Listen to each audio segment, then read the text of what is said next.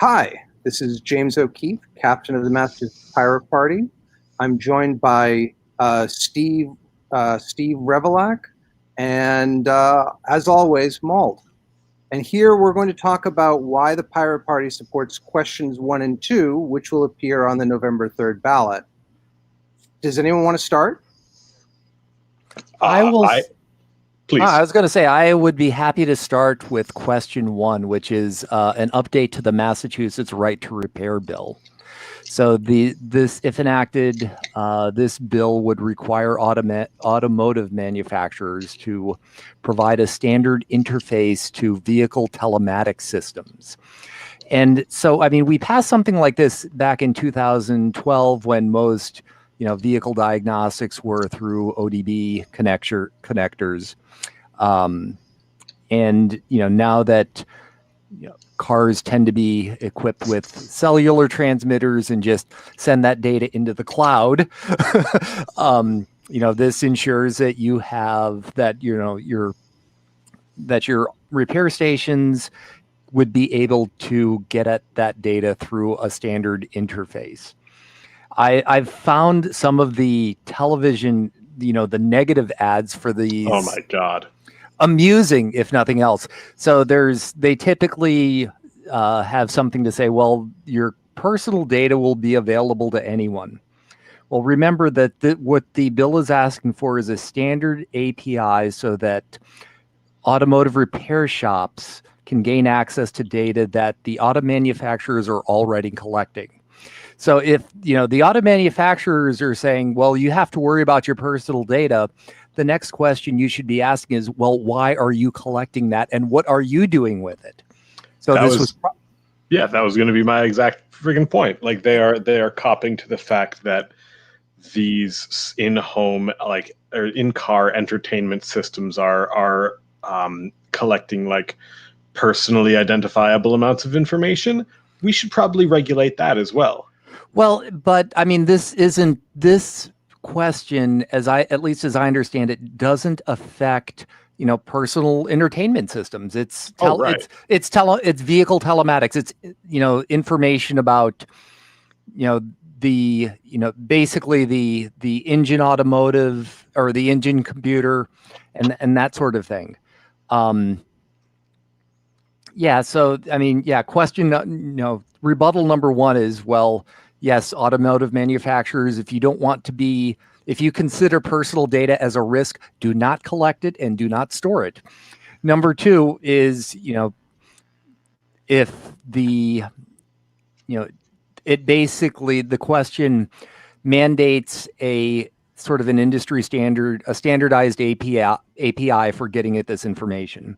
It doesn't, specify what this API is. And if the automotive manufacturers are worried about personal data coming out, well, first to rebuttal number 1, and for rebuttal number 2 is, y'all get to implement the damn API.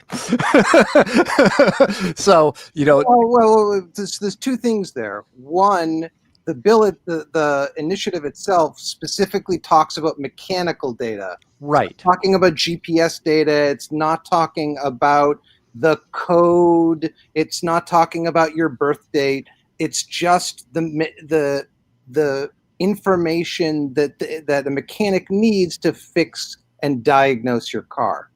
And the second thing, and when I was drafting our statement on it, I really thought there was a lot of foresight in going and saying they have to come up with a standard way of doing this that is shared across all manufacturers.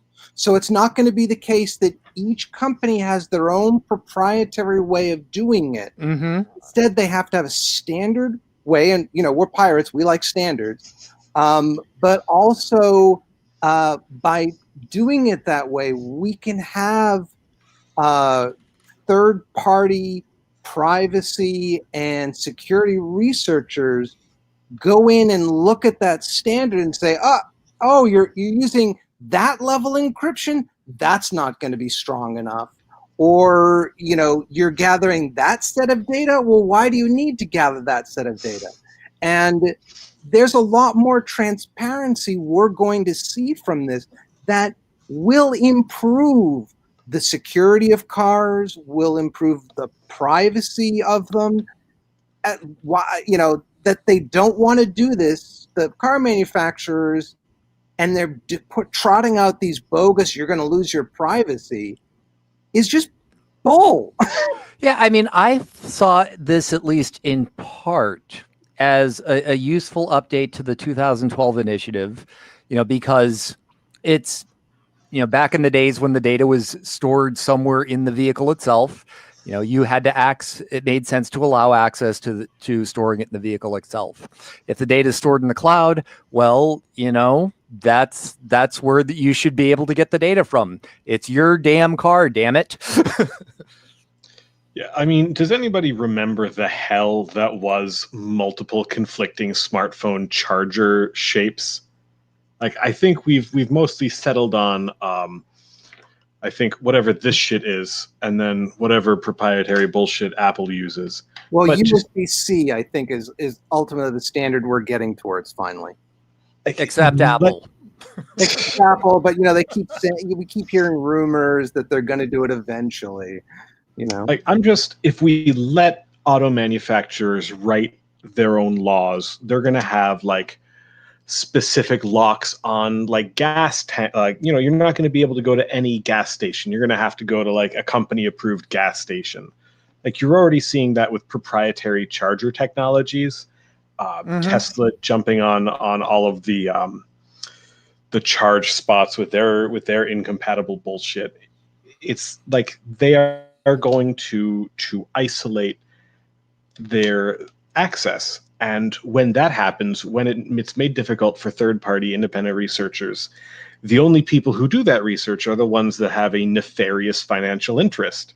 So it's going to be like the car manufacturers are going to assume like, oh, nobody's doing this research. We can, put up like a poster for security, or when these early keyless fobs came out, there was only like 30 specific frequencies. So if you were like in a big enough parking lot, you could drive around and find compatible cars, because they need to be told to invest in this, because otherwise spending money developing safer products is not a financial incentive for them. But we can just go and, the electric cars can just have adapters. I mean, it worked really well. Oh, not really, in that Black Mirror episode where the woman got stranded because they didn't include the adapter and she couldn't charge her car and her life just went to hell. But, for lack of a charger. But standards are important, and having one that everyone has to adhere to is so important. Well, I have to be perfectly honest. I recently became carless a couple of weeks ago. The old truck failed inspection. May its rusty frame rest in peace. And I get around on a bicycle enough that it didn't make economic sense to buy one. But I have to admit, if I ever have to buy another car, I'm going to be really dreading it, because it's not just looking for something that's safe or gets or fuel efficient or good for or doesn't damage the environment too much. But now I have to think about it from a software engineering and security standpoint. And gosh, I spent a lot of time thinking about things from being a software developer, thinking about things from a software engineering and security standpoint. It's like, it's funny when you go into a dealership and you say, okay, what operating system is the vehicle using? No. And they can't answer that. It's just like Windows Vista. 15-year-old Subaru. I hate in the newer cars, they've got the touch screen, and then the instrument panel is utterly blank, and just you've got the names of the functions written on, and you just touch the name, and it's like an electronic conductivity thing to turn the radio on. Which, I love having an excuse to take my eyes off the road, as a normal Massachusetts driver. I like to keep it like a solid 40% looking at the road. and See, looking at the screen. I've always liked the fact that there's a button, and I know that this button turns the radio on, and I know that this dial thingy turns the heat on, and this thing over here is a turn signal. It's I don't even. So I'm a little different in that I do like to keep my eyes on the road, but having something tactile. Yeah. I don't understand how you go to like asshole car engineer college and come out with the idea that like, yeah, you know what people really fucking love when they're driving? Sub menus.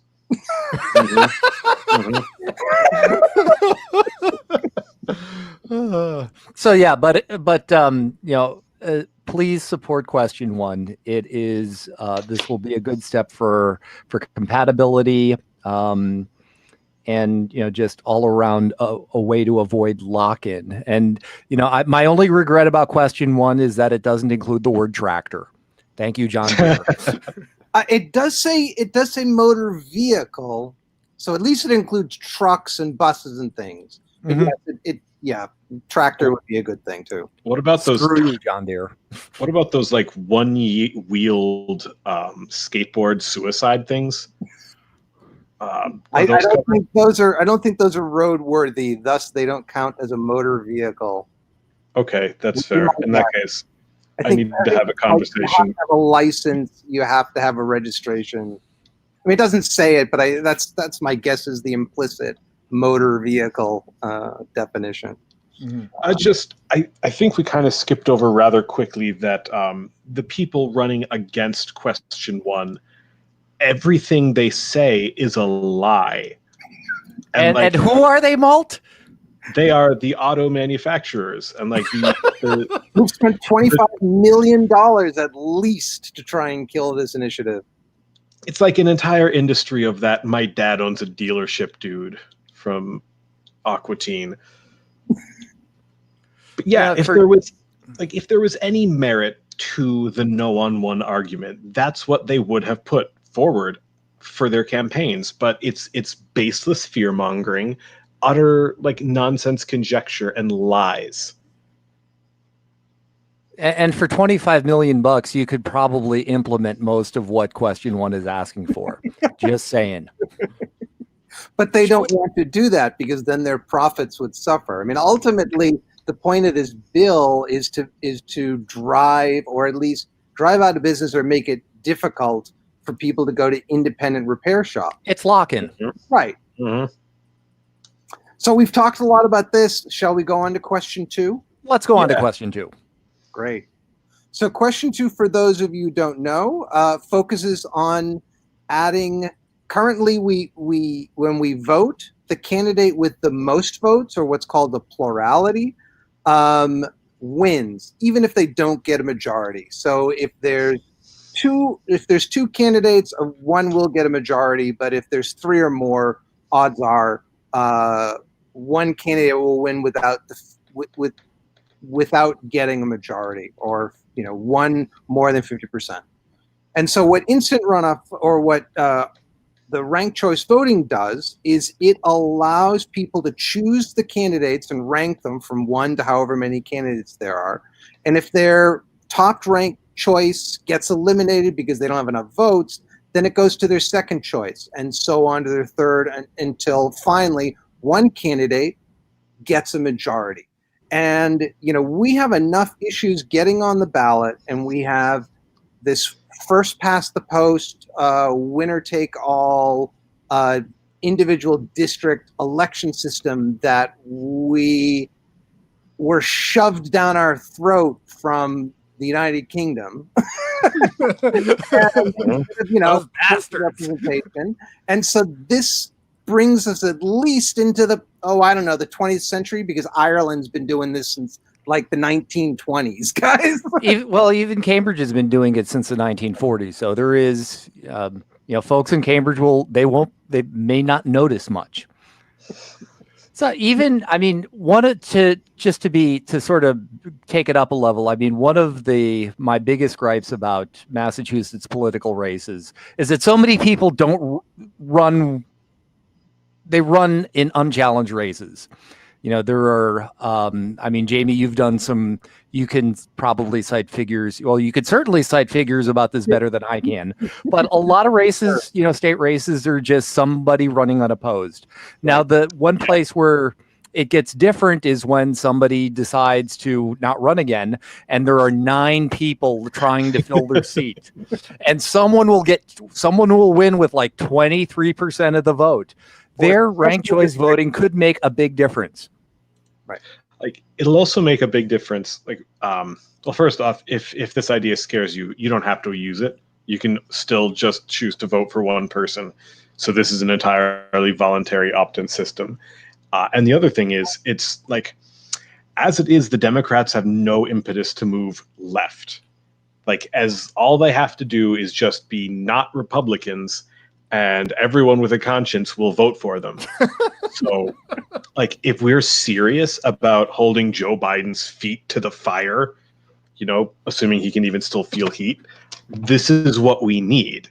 Like, the left, the progressive left is not organized enough to present a serious electoral challenge to established Democrats, because, the Democrats have, their fangs in the media. They've got their local donor base. They are in the pockets of whatever industry in the area is. So, like, the sudden realization that they are going to get primaried by the left is going to be the only thing that compels them to follow through on their promises to move to the left. Well, I have in normal, maybe not so much this year, but in normal times, I would say, heck, if we could just do something about William Galvin. As in William, the pirate party should not exist, Galvin. But I do have to give him at least a little bit of credit for doing all the vote by mail stuff. So that's commendable, and credit where credit is due and all that. But yeah, we need more people running for office in this Commonwealth. And the ones with not Kennedy as their last name. The statistics for the legislature are that in the general election, roughly 60% to 2/3 of all people running, of all of the 200 state Senate and state rep districts combined, have no challenger. There's just one candidate running. And I don't believe that ranked choice voting is going to solve that. But what it does do is for governor, like when I ran in 2002 for treasurer of the Commonwealth of Massachusetts, it was a 3-way race. And my first run, I got like 8% of the vote, which, was that's not bad. Good, for a 3-way race. And the following 4 years later, it was just me and the incumbent Democrat. And I got double that. And so there are people who, in a 4-way race, as you might see for governor, with like Democrat, Republican, Libertarian, Green, maybe an independent or something, a 4 or 5-way race, we're going to see larger percentages of people willing to give a third party a vote, knowing that if for some reason that their first choice doesn't get a majority and gets eliminated, then it goes to their second or their third choice.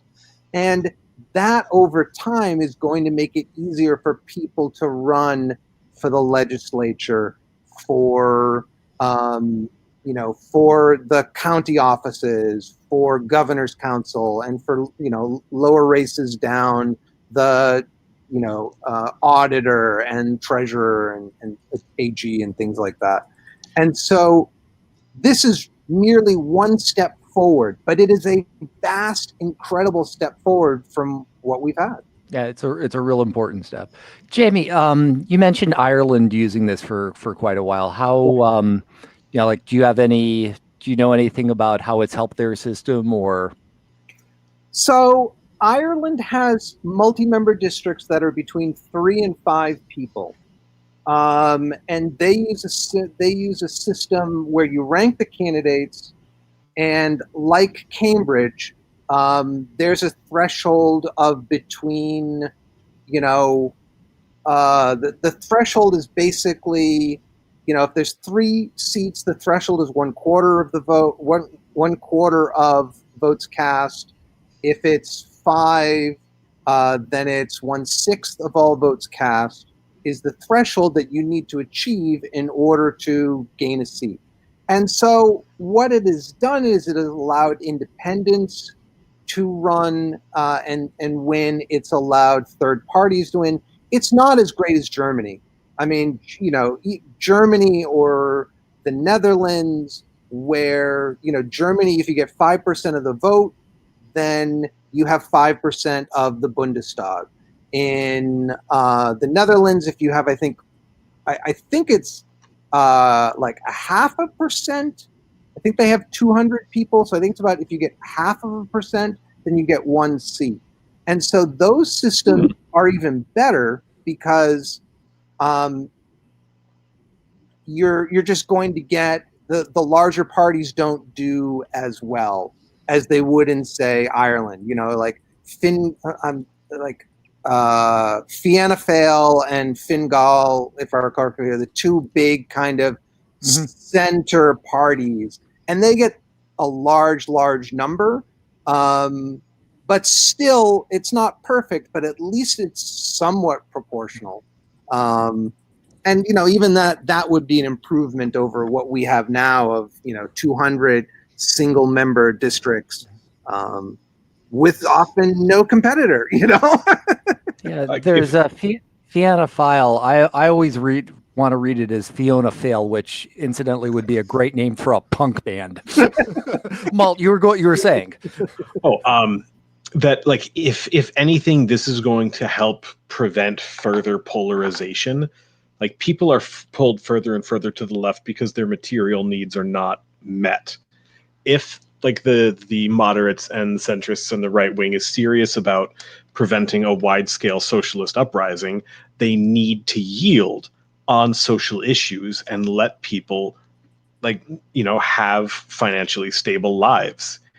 And so by adding in this leftward pressure, it will stop that inexorable grind between low wages and high rent, which is literally killing people. Mm-hmm. And will more once the moratorium ends on October 7th.